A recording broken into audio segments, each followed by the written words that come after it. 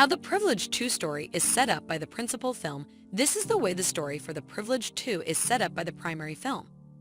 Nowadays, only a few action films are made with the intention of being one of a kind, and The Old Guard is one of those films.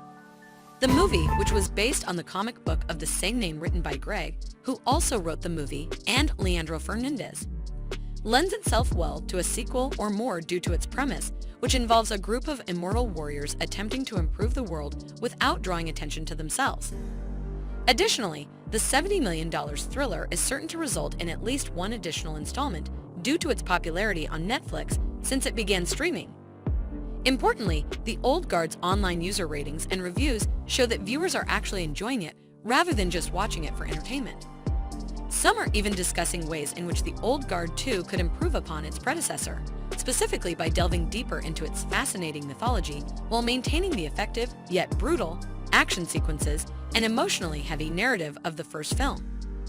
Considering that director Gina Prince by the Wood has confirmed that The Old Guard was developed with the intention of making a trilogy, this news should come as a welcome surprise. The biggest differences between the movie and the comics in most cases, however, The Old Guard functions as a standalone piece.